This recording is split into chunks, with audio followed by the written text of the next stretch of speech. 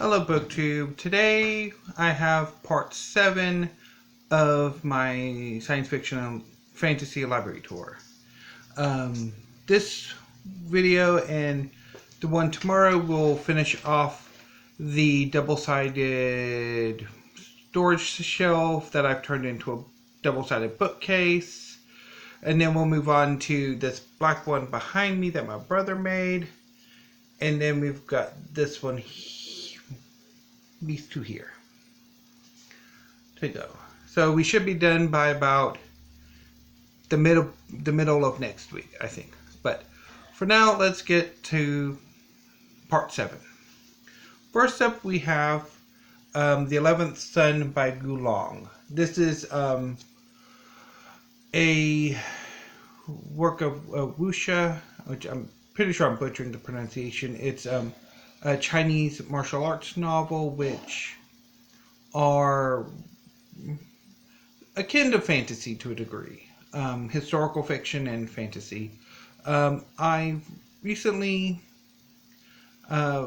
become interested in martial arts fiction, and I have this one book by Gulong, which I think is the only one so far translated into English. I wish more of his work would be eventually translated into English, and I have a few Jin Yong books which I will talk about tomorrow. But as I said in my Has Steve Read It video, this is definitely a very interesting book and one that I really enjoyed. Look forward to rereading it probably sometime in the new year. Next, I have David Hare's Mage's Blood. This is a former library book from Jackson District Library, which I'm not entirely sure. It doesn't say where it's from, the location, but I haven't gotten to it, but I hope to real soon. It is also part 1 of the Moontide Quartet. Next, I have The Forever War by Joe Haldeman. This has been in my collection forever, and I tried it a few years ago and didn't particularly care for it. And I really need to break down and actually reread it again. It's kind of much like Man in the High Castle. I didn't get on with either one of them and have been thinking about unhauling them, but I've never actually done it, so I really should just break down and read them. Next, I have The Time of the Dark by Barbara Hambly. I picked this up from the Friends of the Library book sale alcove at West Waco Library and Genealogy Center. Another book from the book sale alcove is The Star Kings by Edmund Hamilton. Love that cover. Next up is a more recent fantasy novel. This is The Gutter Prayer by Gareth Hanrahan. It is book 1 in the Black Iron Legacy. Book 2 should be coming out either early sometime next month or in February. I've got it pre-ordered and I'm looking forward to reading it. I read this book a few months ago. I will probably film a short discussion video after I wrap this video up, and talk about it. But I really loved this book. It is phenomenal.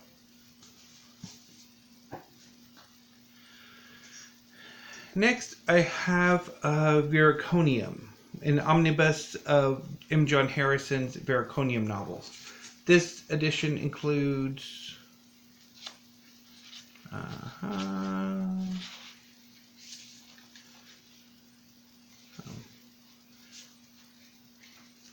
Cimarron.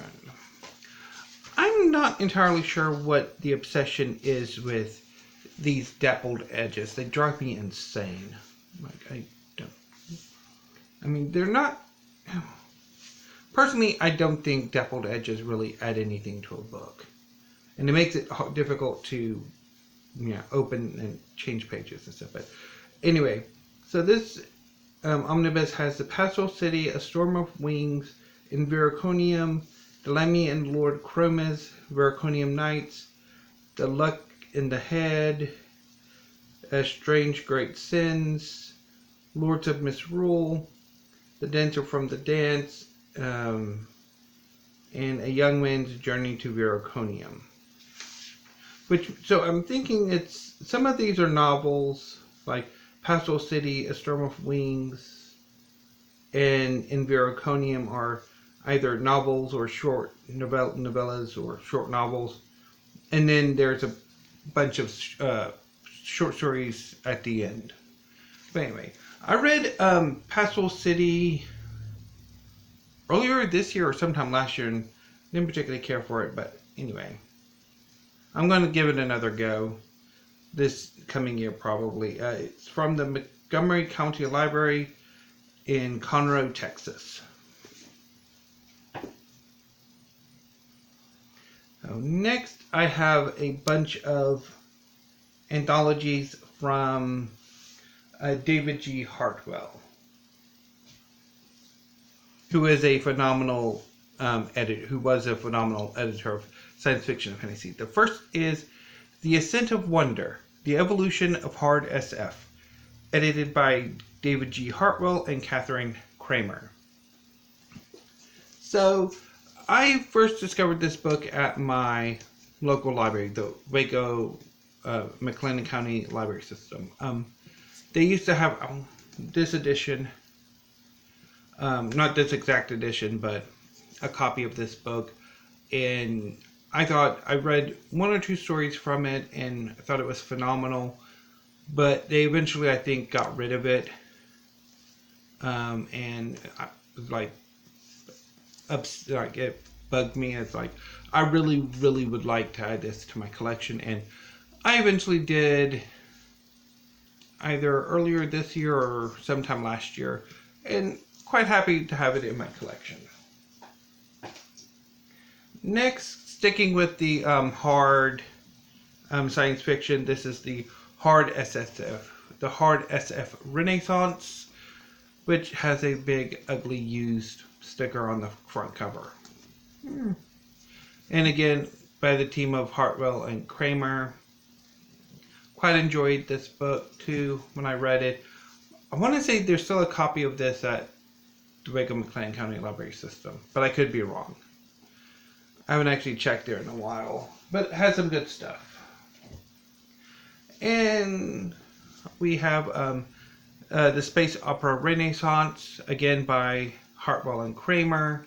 I love this book. It is phenomenal.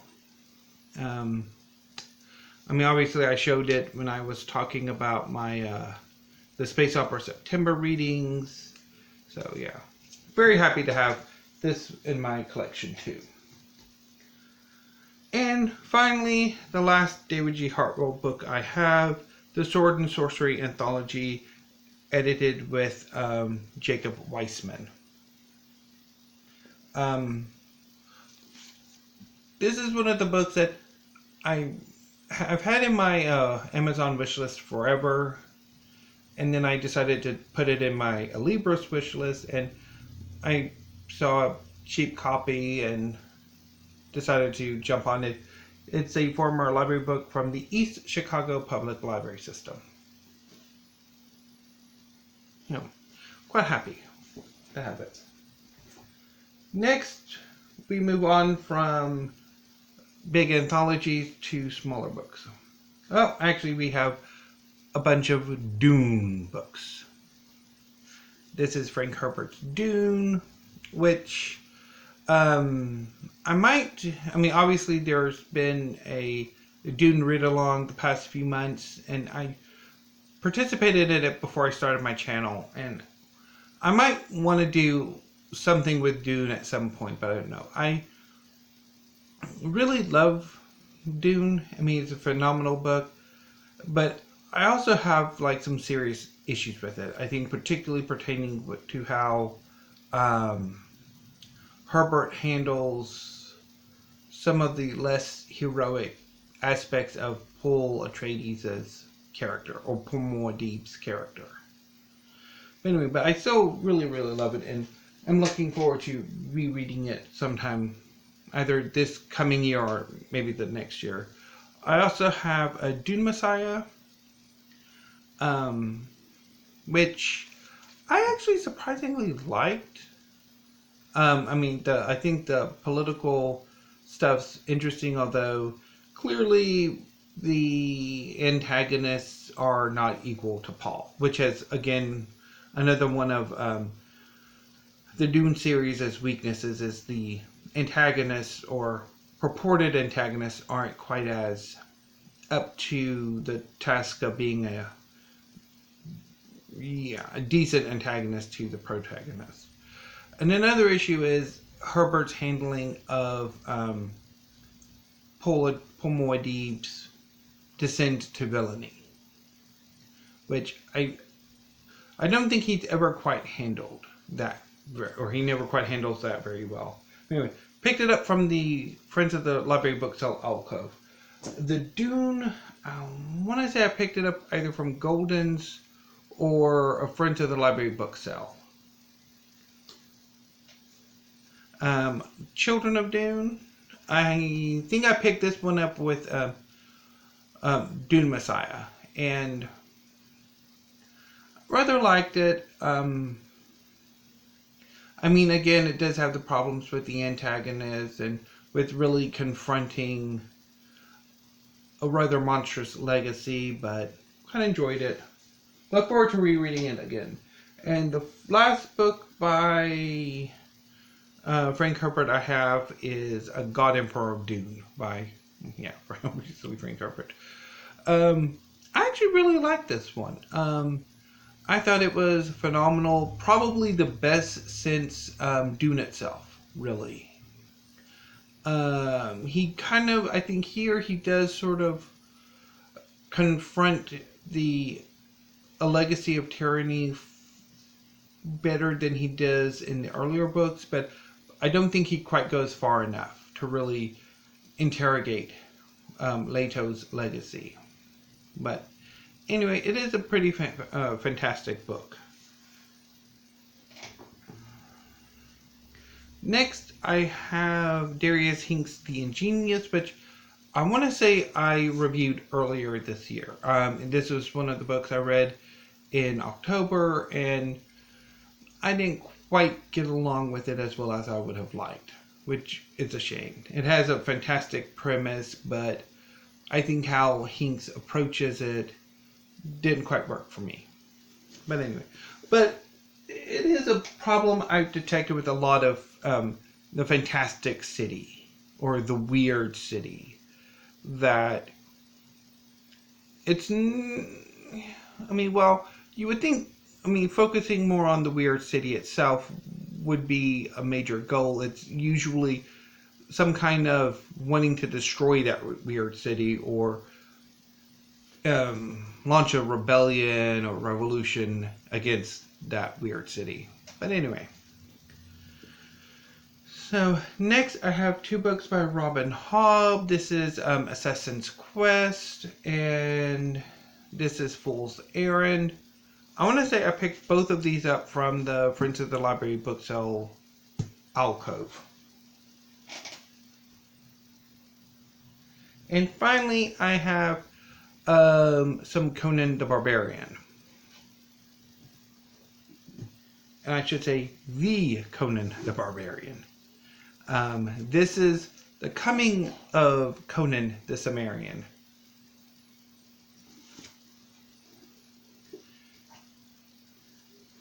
This is the conquering sword of Conan. And this is the bloody crown of Conan. These are the three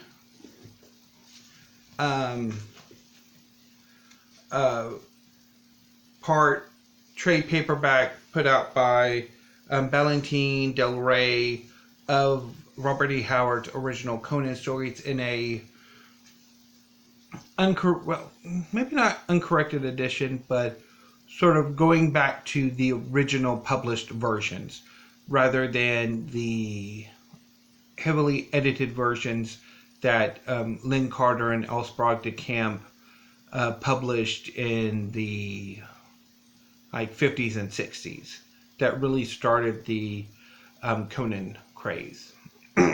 So the first book, I want to say these are done in published order. In the order of publication, although there's some like fragments here and there in some of these books. But I quite enjoy I love these books. I don't know if I picked up the first books, if I had like all of them at one point, or if I had like the first two and then sold them and then gradually picked up all three. Thinking I got, I want to say I probably re-picked up all of these from Golden's Book Exchange, which quite pleased me. So anyway, quite happy with them. There's also this big edition that has all of the Robert E. Howard Conan stories in one big trade paperback, which I kind of want to, but since I have it in this edition, I'll keep it because this is the art and all that stuff. But anyway, so that wraps up Part 7. Tomorrow we'll start with another Howard book. I actually kind of want to try to collect all of the Howard books, or at least as many as I can. I am rather fond of a lot of his work and would like to explore other areas of Howard's writing that I haven't gotten to yet. But anyway, that will be in the future. But for now, thank you, BookTube. I will see you, or I will talk to you later.